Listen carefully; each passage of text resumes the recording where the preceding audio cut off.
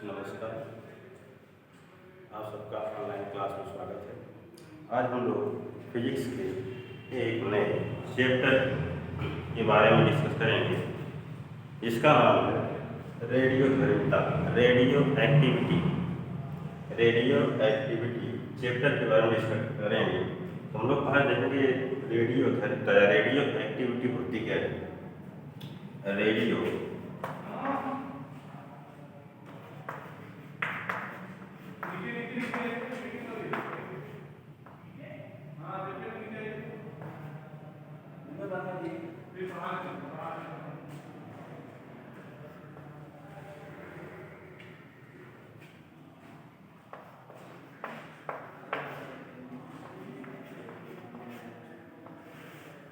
Radio activity एक वैज्ञानिक है, इनका नाम एच हेनरी बेक्यूरेल।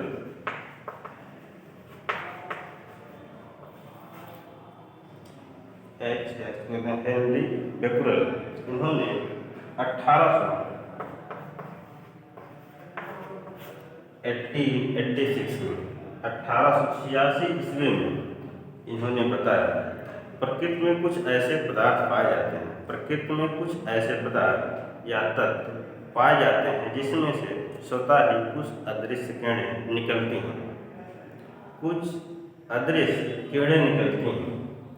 जब अदृश्य किरणें निकलती हैं, इसी घटना को रेडियो एक्टिविटी कहा जाता है।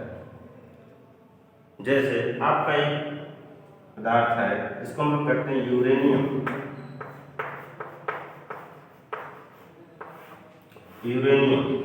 सबसे पहले जो देखा गया, जो हमने देखा है हेनरी बेक्यूरेल में, वो आपका पदार्थ था यूरेनियम। यूरेनियम एक ऐसा पदार्थ होता है जिसमें से जो अदृश्य किरणें निकलती थी, उन किरणों को भी कहा गया रेडियो एक्टिव किरणें। तो इसकी डेफिनेशन हम लोग कैसे लिखेंगे। प्रकृति में कुछ ऐसे पदार्थ या तत्व पाए जाते हैं जिनमें से कुछ अदृश्य किरणें निकलती हैं। जो अदृश्य किरणें निकलती हैं प्रकाश से ऊर्जा के फॉर्म में होती हैं, और इस प्रकार की जो घटना घटित होती है उसी को हम लोग क्या कहते हैं, रेडियो एक्टिविटी कहते हैं। अब इसमें जो किरणें निकलती हैं वो आपकी होती हैं अल्फा, बीटा और गामा। 3 प्रकार की किरणें निकलती हैं, अल्फा, बीटा और गामा। 3 प्रकार की जो किरणें निकलती हैं, इनमें से हमेशा जिस भी पदार्थ से किरणें निकलती हैं, इसमें से एक साथ तीनों का उत्सर्जन नहीं होता है। इसमें से एक साथ 2 का हो सकता है, अल्फा गामा का हो सकता है या बीटा गामा का हो सकता है, लेकिन अल्फा, बीटा, गामा तीनों का एक साथ उत्सर्जन नहीं होता है और एक ऊर्जा के फॉर्म में विकसित होती हैं। तो अर्थात कहने का मतलब है, हेनरी बेक्यूरेल ने बताया जो आपका पदार्थ यूरेनियम है, कह सकते हैं जो रेडियो एक्टिव पदार्थ होते हैं उनमें से स्वतः किरणों का उत्सर्जन होता है, और किरणें आपकी क्या होती हैं, अल्फा, बीटा और गामा। तो इस प्रकार से देखा गया, इन्होंने बताया कि मान लीजिए कोई प्रकार से ब्लॉक है जो कि ईंट या कंक्रीट का बना हुआ है, इसमें कोई रेडियो एक्टिव पदार्थ रख दिया जाए। जैसे मान लीजिए यहाँ पर कोई रेडियो एक्टिव पदार्थ आपका यूरेनियम रखा हुआ है। ये भी देखा गया कि इसको वैद्युत या चुंबकीय क्षेत्र में रखा जाता है। जैसे इस साइड में आपकी नेगेटिव प्लेट रख दी जाती है, एक नेगेटिव प्लेट है, इस साइड में आपकी पॉजिटिव प्लेट रख दी जाती है, एक पॉजिटिव प्लेट और एक नेगेटिव प्लेट रख दी जाती है। जब इसमें से स्वतः किरणों का उत्सर्जन होता है तो कुछ किरणें इस साइड में, कुछ किरणें जो होंगी इस साइड में,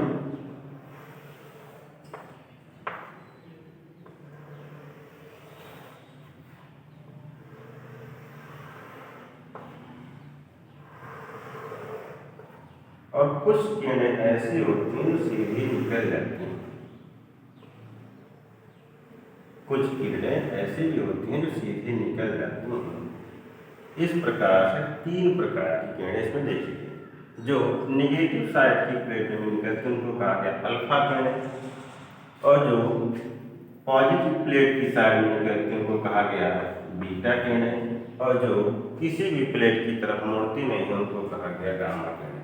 तो कहने का मतलब यह है कि देखा गया जब रेडियो एक्टिव पदार्थ से किरणें निकलती हैं, वैद्युत या चुंबकीय क्षेत्र में जब इन्हें रखा जाता है तो इनमें से कुछ किरणें विक्षेपित होती हैं, कुछ किरणें विक्षेपित नहीं होती। जैसे अल्फा किरणें, जो अल्फा और बीटा किरणों का विक्षेपन होता है लेकिन गामा किरण का विक्षेपन नहीं होता। जो अल्फा किरण होती है या नेगेटिव प्लेट की तरफ मुड़ती है, इसलिए इस पर बताया गया चार्ज कैसा होगा, पॉजिटिव चार्ज होगा, और जो पॉजिटिव प्लेट की तरफ मुड़ती है उन पर जो चार्ज होगा नेगेटिव चार्ज होगा, और जो किसी तरफ नहीं मुड़ती सीधे निकल जाती हैं उन पर कैसा चार्ज होगा, किसी प्रकार का चार्ज नहीं होगा। इसका मतलब हो गया कि अल्फा, एक प्रकार से अल्फा आपका कण भी होता है, इनका जो बिहेवियर होता है अल्फा का, यह आपका हीलियम का एक नाभिक होता है।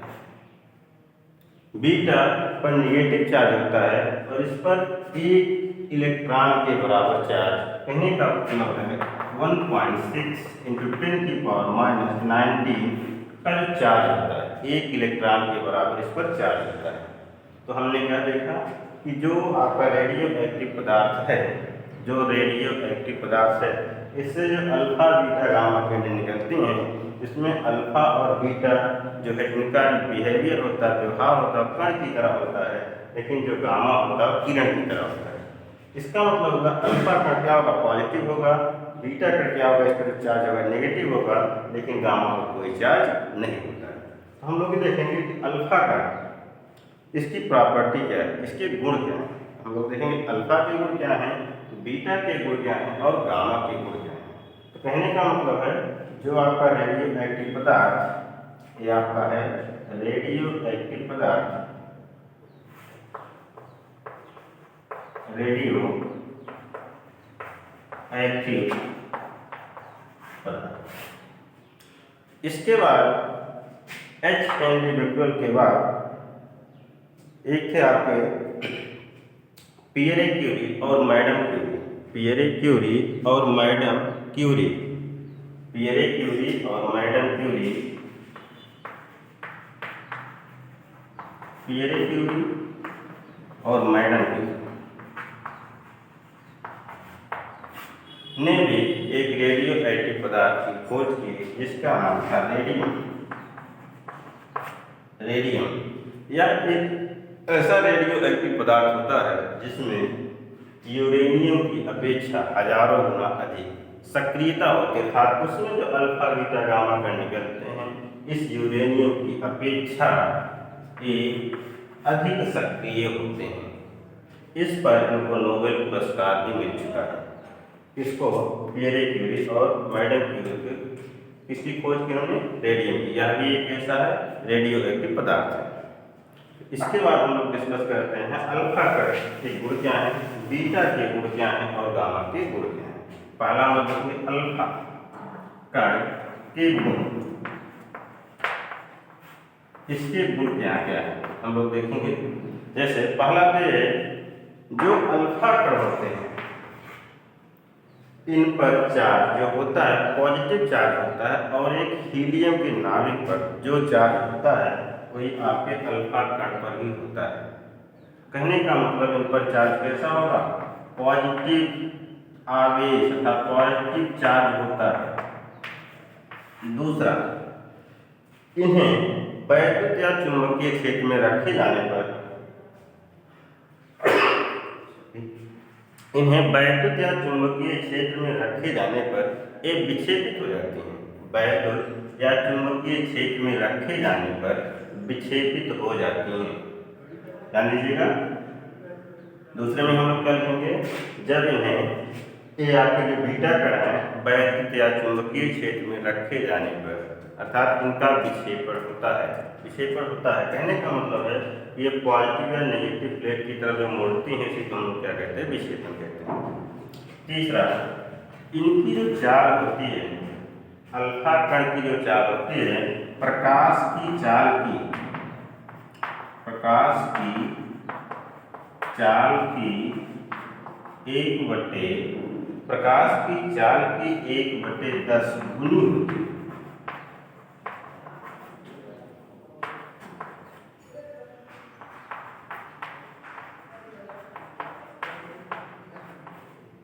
प्रकाश की चाल की 1/10 गुनी होती है। इनकी जो चाल है प्रकाश की चाल की 1/10 गुनी होती है।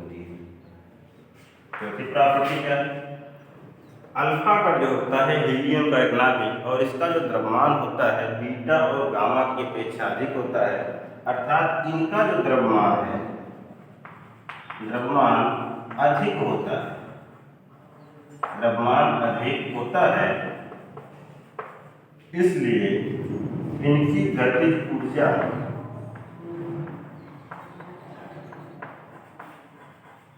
अधिक होती है। ध्यान देंगे, यदि द्रव्यमान अधिक होगा तो गतिज ऊर्जा भी अधिक होगी। कहने का मतलब है कि यह हम लोग देखें, हम लोग ये चीज देख रहे हैं यहाँ पर, द्रव्यमान अधिक होगा, अधिक है तो गतिज ऊर्जा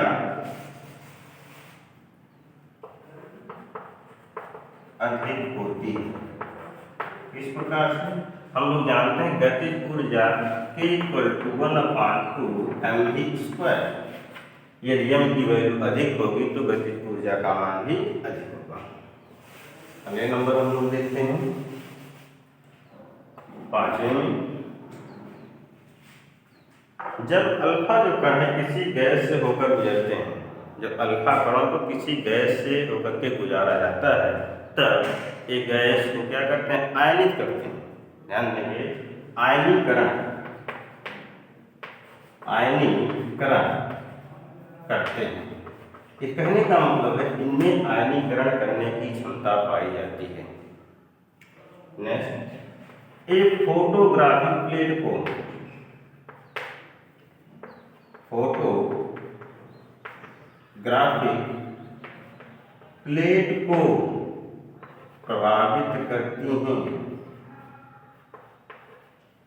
प्रभावित करती हैं। ये फोटोग्राफिक प्लेट को प्रभावित करती हैं, फोटोग्राफिक प्लेट को भी प्रभावित करती हैं। और हम लोग देखते हैं इसमें एक किरणें जो होती हैं जीव कोशिकाओं को, एक किरणें जो होती हैं या कण जो होते हैं जीव कोशिकाओं को भी नष्ट करती हैं। कहने का मतलब अगर ये जीव कोशिका पर पड़ती हैं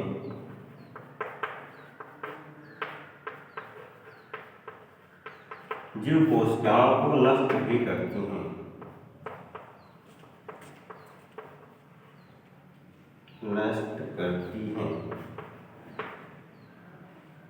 इस प्रकार से हमने देखा कि एक अल्फा किरणों या कणों के गुण इस प्रकार से पाए जाते हैं। इसमें हम लोगों ने क्या देखा, इस पर जो चार्ज होगा कैसा चार्ज होगा, धन आवेश चार्ज होगा, क्योंकि ऋण प्लेट की तरफ होती हैं, इसमें विक्षेपित होती हैं। इनकी जो चाल होती है प्रकाश की चाल की 1/10 गुनी होती है। इनका द्रव्यमान अधिक होता है, इसलिए इनकी गतिज ऊर्जा भी अधिक होती है। इनमें आयनीकरण करने की क्षमता पाई जाती है।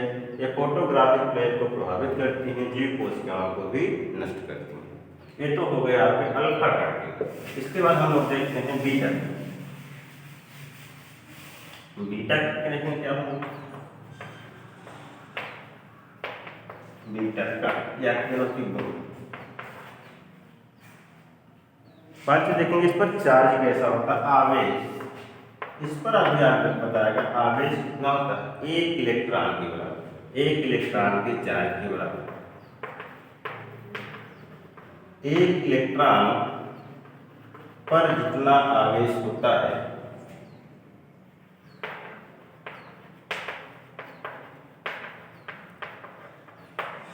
एक इलेक्ट्रॉन के आवेश के बराबर भी इन पर भी आवेश होता है। इसका मतलब है 1.6 दूसरा, ये भी वैद्युत या चुंबकीय क्षेत्र में विक्षेपित होती हैं। विक्षेपित, अभी हम लोगों ने देखा विक्षेपित, इसका मतलब हो गया जो आपके बीटा किरणें थी या कण थे इस तरह विक्षेपित हो रहे थे पॉजिटिव प्लेट की तरफ, इसका मतलब ये जो है मूर्ति हैं इसका मतलब विक्षेपित होती हैं। थर्ड देखेंगे, इनकी जो चाल होती है वो प्रकाश के चाल के लगभग बराबर होती है। प्रकाश के चाल के लगभग बराबर होती। उसके पहले क्या था, 1/10, अल्फा में 1/10 था। चौथा देखिए, इसमें आयनीकरण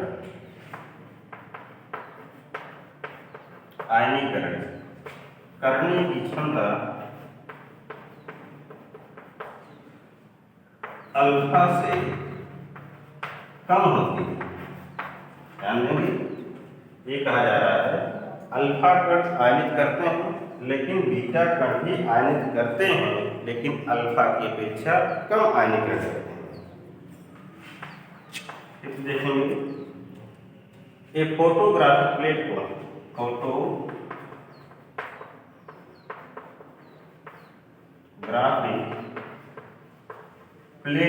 फोटोग्राफिक प्लेट को प्रभावित करती हैं,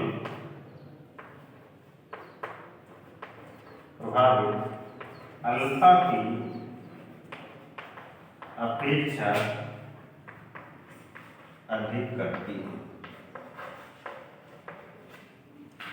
कहने का मतलब है अल्फा कण फोटोग्राफिक प्लेट को प्रभावित करते हैं, वो बीटा कण भी फोटोग्राफिक प्लेट को प्रभावित करती हैं, लेकिन अल्फा कण की अपेक्षा ये अधिक प्रभावित करती हैं।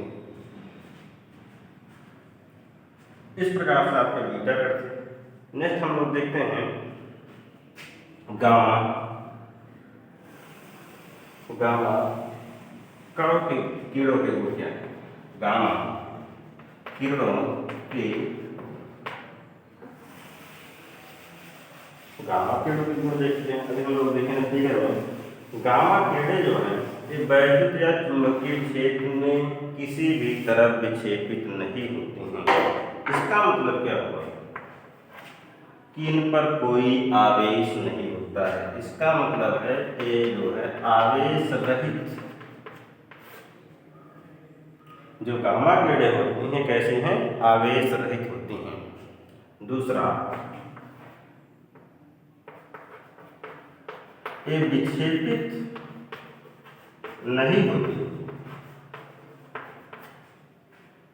अल्फा और बीटा वैद्युत या चुंबकीय क्षेत्र में विक्षेपित होती हैं, लेकिन जो गामा किरणें होती हैं वैद्युत या चुंबकीय क्षेत्र में विक्षेपित नहीं होती।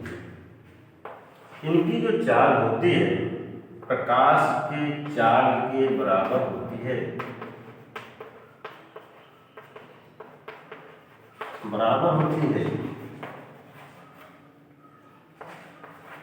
इसमें आयनीकरण करने की क्षमता अल्फा और बीटा से कम होती है।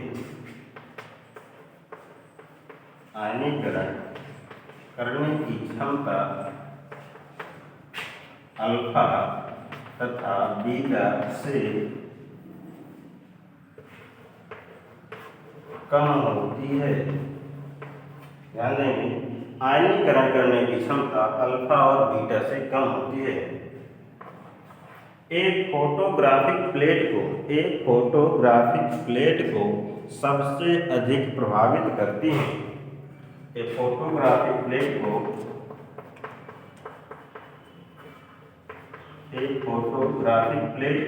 सबसे अधिक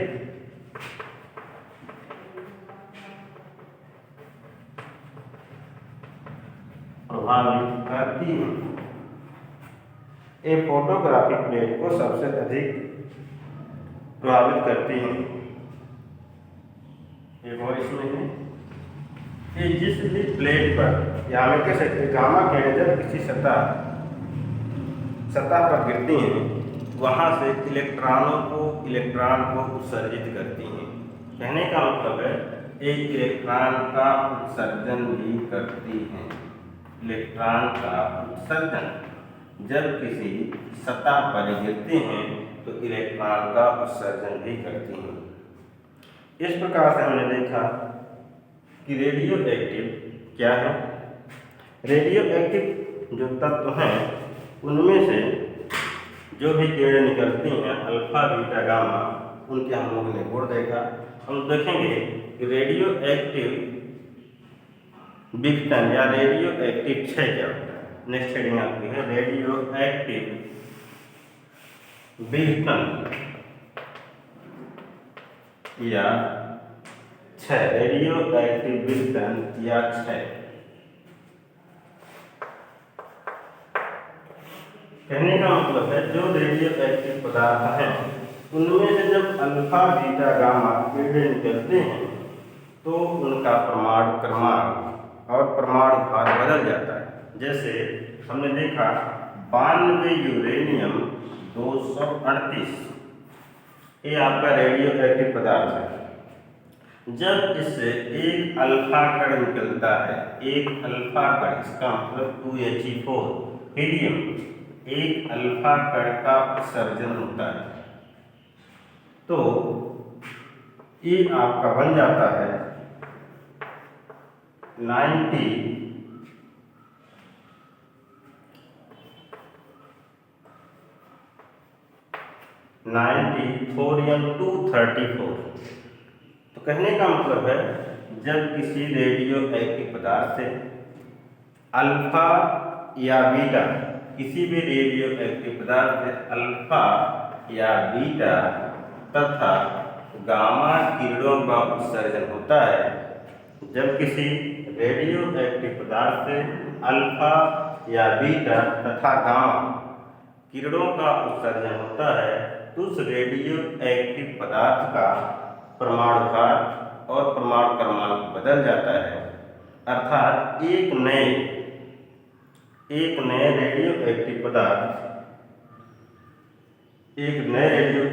पदार्थ उत्पन्न होता है। तो कहने का मतलब है यह अल्फा का बीटा या गामा में जो विघटन होता है, इसी घटना को हम लोग क्या कहते हैं, रेडियो एक्टिव विघटन, रेडियो एक्टिव विघटन या रेडियो एक्टिव क्षय। तो जब उसमें से अल्फा कण, बीटा कण या गामा कण का उत्सर्जन होगा तो वहां से उसका परमाणु क्रमांक या परमाणु भार क्या होगा, बदलेगा। जब बदलेगा तो एक प्रकार से नए एक तत्व का निर्माण होगा। इसमें से कह सकते हैं हम लोग यह एक प्रकार से विघटित होकर के दूसरे तत्व का निर्माण करता है, इसीलिए हम लोग इसको कहते हैं रेडियो एक्टिव विघटन या रेडियो एक्टिव क्षय। हम लोगों ने देखा 92 यूरेनियम 238 से 2He4 एक हीलियम अर्थात नाभिक है, इसको हम अल्फा कण कहते हैं, अल्फा कण का उत्सर्जन होगा। 94M234 एक नया प्रोडक्ट बना और यहाँ पर आपका क्या होगा, गामा किरण का भी उत्सर्जन होगा। इसके बाद अगर हम लोग देखें जब किसी से बीटा कण का उत्सर्जन होता है, 94M234 से एक अगर बीटा कण का उत्सर्जन होता है, बीटा कण का उत्सर्जन होगा 91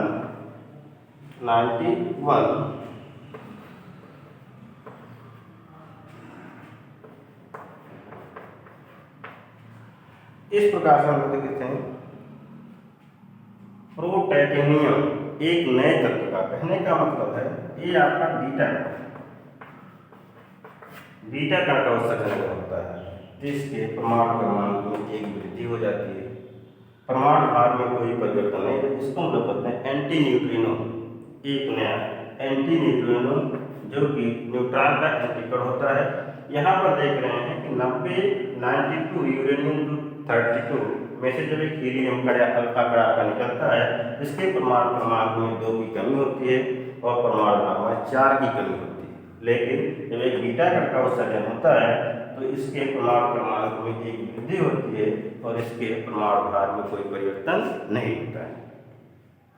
ये आपका था रेडियो एक्टिव विघटन या क्षय। कहने का मतलब है किसी रेडियो एक्टिव पदार्थ से जब अल्फा कण या बीटा कण तथा गामा कणों का उत्सर्जन होता है तो परमाणु भार और परमाणु क्रमांक में परिवर्तन होता है। अर्थात एक जो कह सकते हैं प्रारंभिक आपका रेडियो एक्टिव पदार्थ है उसका विघटन होता है, और जब विघटन होता है उसी घटना को हम रेडियो एक्टिव विघटन या क्षय कहते हैं। और इस प्रकार से हम लोग देख रहे हैं अल्फा कण किसी रेडियो एक्टिव पदार्थ से अल्फा कण का उत्सर्जन होता है जिसके परमाणु क्रमांक में 2 की कमी और परमाणु भार में 4 की कमी हो जाती है। लेकिन जब ये बीटा कण का उत्सर्जन होता है तो उसमें परमाणु क्रमांक में वृद्धि होती है, परमाणु भार में कोई परिवर्तन नहीं होता है। नेक्स्ट हेडिंग हम लोग देखेंगे अर्ध आय। अर्ध आय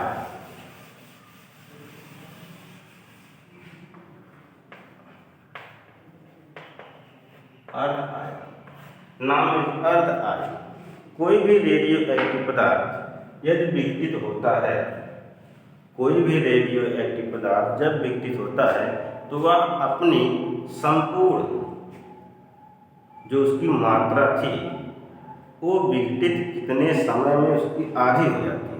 कहने का मतलब है कि मान लीजिए कोई आपका परमाणु है जिसका परमाणु क्रमांक 92 है और ये विघटित हो करके विघटित अगर होता है इसका हाफ 2 विघटित होता है तो आपका होगा 46। कहने का मतलब 46 होने में जितना समय लगा वही उसकी क्या कहलाएगी, अर्ध आय कहलाएगी। कोई भी रेडियोएक्टिव पदार्थ अगर है तो उसका परमाणु क्रमांक या कह सकते हैं उस पदार्थ की मात्रा के विघटित होने में, अर्थात उस रेडियोएक्टिव पदार्थ के हाफ होने में जितना समय लगता है वो उसकी क्या कहलाएगी, अर्ध आय कहलाएगी। इसको हम लोग कैपिटल टी से डिनोट करते हैं, कैपिटल टी से डिनोट करते हैं। रेडियोएक्टिव पदार्थ अपनी मात्रा का आधा विघटित होने में जितना समय लगाता है, अपनी मात्रा का आधी मात्रा होने में जितना समय लगाता है वह उसकी अर्ध आय कहलाती है। अलग अलग रेडियोएक्टिव पदार्थों की अलग अलग अर्ध आय होती है।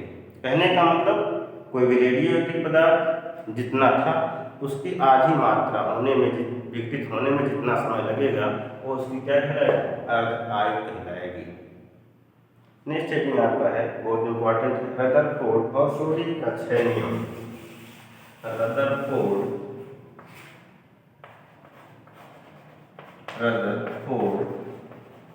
तथा सोडी का 6 नियम, यह बहुत इंपॉर्टेंट टॉपिक है। रदरफोर्ड और सोडी का 6 नियम। इन्होंने बताया कोई भी आपका रेडियो एक्टिव पदार्थ है, मान लीजिए कि प्रारंभ में उसकी मात्रा, उसमें परमाणुओं की संख्या या प्रारंभ में से मान रहे हैं, इसका विघटन अगर होता है तो इसके परमाणुओं की संख्या में कमी होती है। हम मान लेते हैं dt समय के पश्चात इसकी मात्रा विघटित होकर के n - dn हो जाती है। ध्यान दीजिएगा, प्रारंभ में मान लीजिए मात्रा क्या थी, n थी, dt समय पश्चात ये विघटित हुआ जिसकी मात्रा कम होगी तो बाद में मात्रा कितनी, n - dn होगी। अब इस दोनों के विघटन होने की दर, जो विघटन होने की दर है अर्थात n - dn - n अपान dt, विघटन होने की दर जो है वह प्रोपोर्शनल होती है इसकी प्रारंभिक मात्रा के। यहाँ पर n से n कैंसिल होगा, minus dn upon dt proportional to n। तो रदरफोर्ड और सोडी के 6 नियम के अनुसार बताया गया कोई भी रेडियो एक्टिव पदार्थ के विघटन की ऋणात्मक दर उसके वास्तविक क्या कह सकते हैं, उसके परमाणुओं की संख्या के अनुक्रमानुपाती होती है। ध्यान देंगे क्या कहा गया, रदरफोर्ड तथा सोडी के नियम के अनुसार किसी रेडियो एक्टिव पदार्थ के विघटन होने की दर, किसी रेडियो एक्टिव पदार्थ के विघटन होने की ऋणात्मक दर उसके परमाणुओं की संख्या के अनुक्रमानुपाती होती है। जैसे सुनिएगा, रदरफोर्ड तथा सोडी के नियम के अनुसार किसी रेडियो एक्टिव पदार्थ के विघटन होने की ऋणात्मक दर किसी रेडियो एक्टिव पदार्थ के विघटन होने की ऋणात्मक दर परमाणुओं की संख्या के अनुक्रमानुपाती होती है। यही चीज जो हमने यहाँ पर लिखा कि हम लोग मान लेते हैं, माना प्रारंभ में कोई रेडियो एक्टिव पदार्थ है जिसमें परमाणुओं की संख्या n है, dt समय पश्चात जब उसमें विघटन होता है तो उसमें परमाणुओं की संख्या n माइनस dn हो जाती है। अब इसके विघटन होने की दर, इस प्रोसेस के विघटन होने की दर n माइनस dn बाद में जो था और पहले जो था, इस दोनों का जो difference upon dt proportional to n। इसी को संक्षेप में लिखा जाता है कि रदरफोर्ड तथा सोडी के नियम के अनुसार किसी रेडियोएक्टिव पदार्थ के विघटन की ऋणात्मक दर परमाणुओं की संख्या के अनुक्रमानुपाती होती है। तो हम लोग लिखेंगे minus dn upon dt proportional to n।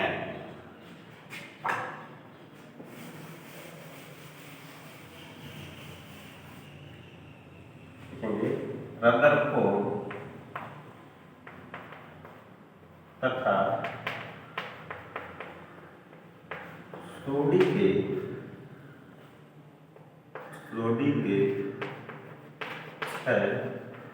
नियम के अनुसार किसी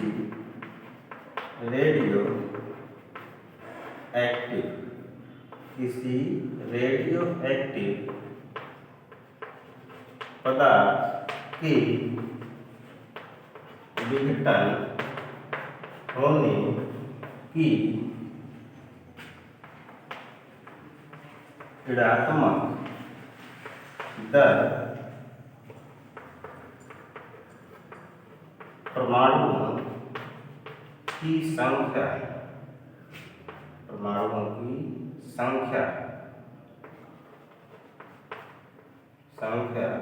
के अनुक्रमानुपाती, परमाणुओं की संख्या के अनुक्रमानुपाती होती है। किसी रेडियोएक्टिव पदार्थ के विघटन की दर, किसी रेडियोएक्टिव पदार्थ के विघटन होने की ऋणात्मक दर परमाणुओं की संख्या के अनुक्रमानुपाती होती है। लिखा जाएगा minus dn upon dt proportional to n। ठीक, ऐसे को हम लोग लिख सकते हैं minus dn upon dt equal to lambda n, जहाँ लेमडा एक क्षय नियतांक है। ध्यान देंगे लेमडा क्या है, क्षय नियतांक है। ये अलग अलग पदार्थों के लिए इसका मान भी अलग अलग होता है। आपको अगर चीज़ स्टेटमेंट है, इसी चीज़ को आपको लिखना है। इसी को हम लोग क्या करेंगे, राइट करेंगे, देखेंगे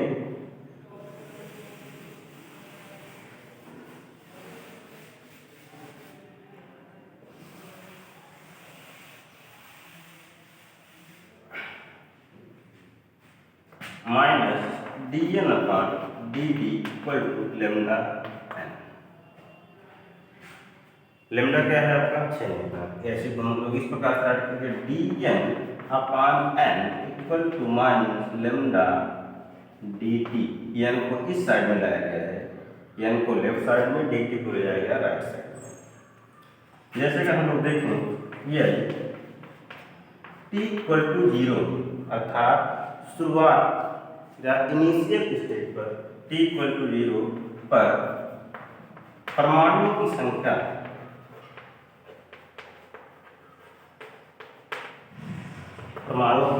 क्या n, परमाणुओं की संख्या n, अर्थात प्रारंभिक स्थिति में परमाणुओं की संख्या क्या है, n। t equal to t समय पश्चात परमाणुओं की संख्या हो जाती है आपकी n। प्रारंभ में परमाणुओं की संख्या क्या हमने लिखा है, n0 लिखा है, और बाद में परमाणु की संख्या t इक्वल टू t समय पश्चात परमाणु की संख्या कितनी जाती है, n।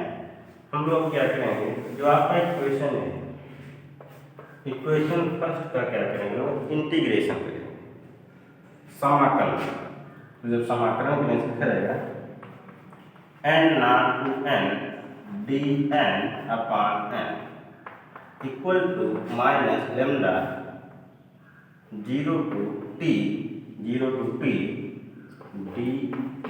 फार्मूला को लिखेंगे, dx अपॉन x का इंटीग्रेशन इक्वल करता है log आधार की x। ये फार्मूला है। ये लिमिट आ रही किस पॉइंट से, n नॉट से n तक, या इसको हम लोग क्या लिखेंगे इस प्रकार से, log e n naught equal to minus lambda dt dx to x। ये भी आपका फार्मूले लिखे जा रहे हैं, t 0 टू t। इसका मतलब हो गया हम लोग किस वैल्यू से किस वैल्यू के बीच में, n नॉट से n के बीच में, वही वैल्यू यहाँ पर dn अपॉन n, इसका हो जाएगा log en base e n, इसका डिफरेंस है n नॉट टू n के बीच में। ये फार्मूले हम लोग पर इसको राइट कर लेंगे, देखेंगे। ये तो हमारा इक्वेशन, इसी को थोड़ा सा और सॉल्व करेंगे तो हम लोग देखते हैं जब सॉल्व करेंगे इसकी वैल्यू क्या होगी। थोड़ा सा यहाँ पर लिखते हैं, एक बार इस n की वैल्यू n पुट करेंगे तो हो जाएगा आपका log e n minus formula का होगा second n naught log e n की वैल्यू क्या पुट करेंगे, n naught equal to minus lambda, एक बार t की वैल्यू t और एक बार t की वैल्यू क्या पुट करेंगे 0, और ये माइनस रहता है। जैसे हम लोग आपसे कहेंगे 4 और 2 के बीच का डिफरेंस कितना है, तो 4 और 2 के बीच की वैल्यू अगर हमको मालूम करनी है तो हम 4 में से क्या करेंगे, 2 को माइनस करेंगे। इस प्रकार से यहाँ पर भी, या इसमें से log के नियम से हम लोग क्या लिख सकते हैं, log e n upon n naught. आप लोग जानते हैं log m upon n equal to क्या होता है, log e m minus log e n। ये log की प्रॉपर्टी है, इसका यूज हम लोग कर रहे हैं, equal to minus lambda t. ठीक, इसको हम लोग क्या करेंगे, इसको या तो हम लोग एंटी लॉग ले लें, या इसको ऐसे हम लोग लिख सकते हैं n upon n naught equal to, इधर से लॉग घटता है, जो e है इधर ये बनता है e माइनस लेमडा टी, या n equal to n naught e minus lambda t. ये आपका इसको कहते हैं चर घातांकीय समीकरण।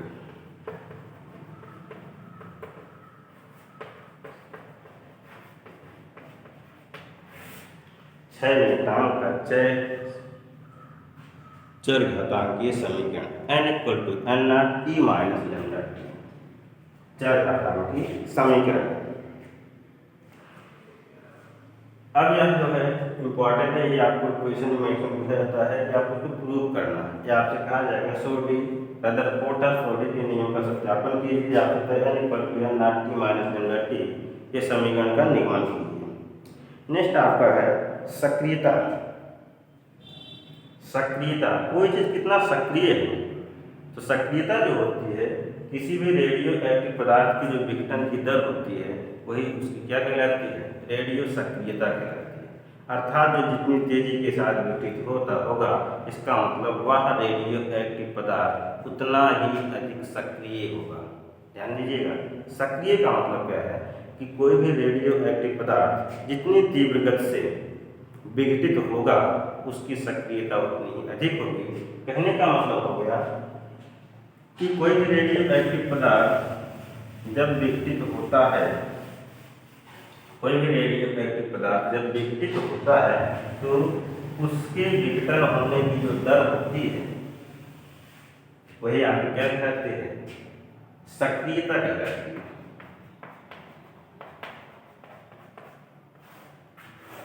सक्रियता, सक्रियता का मतलब होगा किसी रेडियो एक्टिव पदार्थ के विघटन होने की दर, अर्थात dn/dt आर जो होता है हम लोग कहते हैं रेडियो एक्टिव पदार्थ की सक्रियता।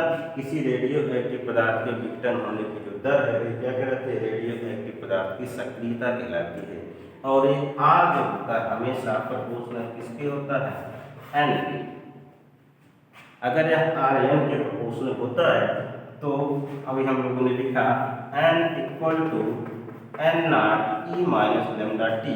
इसको हम लोग ऐसे भी लिखते हैं r equal to r naught e minus lambda t. ध्यान दीजिए, जब आपको क्वेश्चन में परमाणुओं की संख्या के लिए बात किया जाएगा हम लोग इस फार्मूले का यूज करेंगे, और जब रेडियोएक्टिव पदार्थ की सक्रियता की बात की जाएगी हम लोग इस फार्मूले का यूज करेंगे। जैसे किसी क्वेश्चन में आपको मिलेगा कोई भी रेडियोएक्टिव पदार्थ है वो विघटित हो रहा है, उसके परमाणुओं की संख्या का जिक्र किया गया, हम लोग इसका यूज करेंगे। अगर आपसे कहीं पर कहा गया कोई भी रेडियोएक्टिव पदार्थ है उसका 10 ग्राम 15 ग्राम विघटित हो रहा है तो उसके लिए हम लोग किसका यूज करेंगे, r equal to r naught e minus lambda t. R naught initial उसकी वैल्यू कितनी है, और आर नॉट होगा उसके विघटन होने के बाद उसकी क्या वैल्यू है। ठीक, तो हम लोगों को क्या सक्रियता क्या होगी, किसी रेडियोएक्टिव पदार्थ के विघटन होने की जो दर होती है वह क्या कहलाती है, रेडियोएक्टिव पदार्थ की सक्रियता। आप लोग डिफिनेशन ऐसे लिखेंगे, किसी रेडियोएक्टिव पदार्थ के विघटन होने की दर रेडियोएक्टिव पदार्थ की सक्रियता कहलाती है। R equal to d n upon d t, या आर जो होता है डायरेक्टली प्रोपोर्शनल किसके होता है, परमाणुओं की संख्या के अनुक्रमानुपाती होता है। एक नेक्स्ट है आपका इंपॉर्टेंट है, 6 नियतांक और अर्ध आयु में संबंध। 6 नियतांक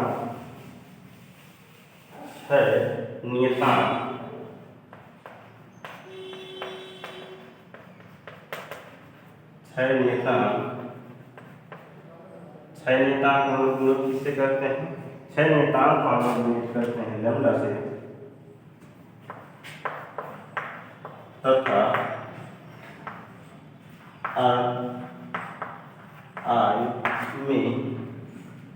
आई को किससे कैपिटल टी आई में समय।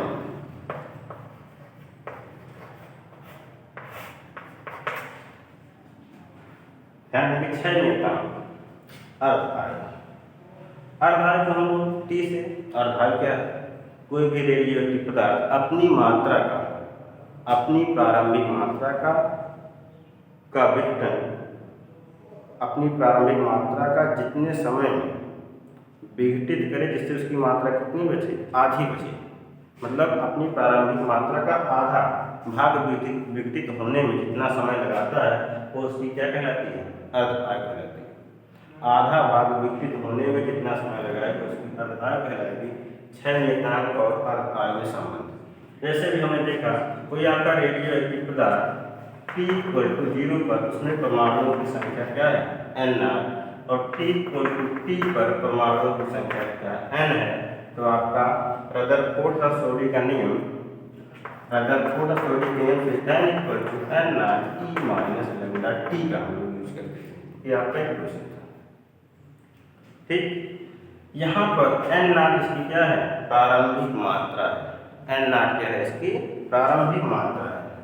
यदि इसका आधा भाग विघटित हो जाता है, इसका मतलब है यदि स्मॉल टी इक्वल टू क्या हो जाए, कैपिटल टी, और n इक्वल टू क्या हो जाए, n0/2। ध्यान देंगे, कहने का मतलब है अर्धायु कैपिटल टी समय में उसकी प्रारंभिक मात्रा की आधी का मतलब n क्या था, जो बाद में बचता था, अब इसकी वैल्यू कितनी हो जाएगी, n0/2।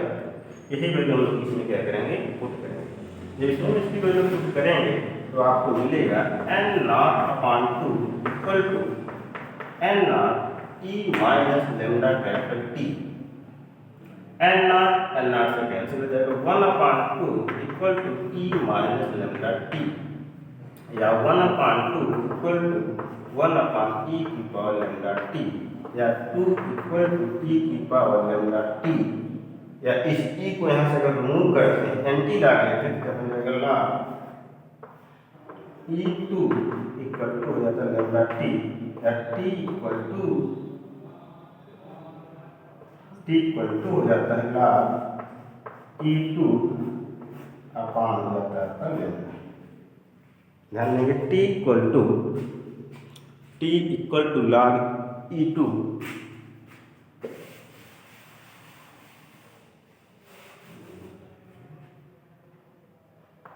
T equal to log E2 upon lambda या टी इक्वल टू इसकी वैल्यू 0.6931 अपान लैम्डा। ऐसे हम लोग वैसे भी सकते हैं लैम्डा इक्वल टू 0.6931 अपान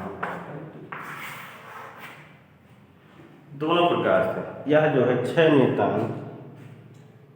नियतांक और अर्ध आयनीय संबंध, 6 नियतांक और अर्ध आयनीय संबंध।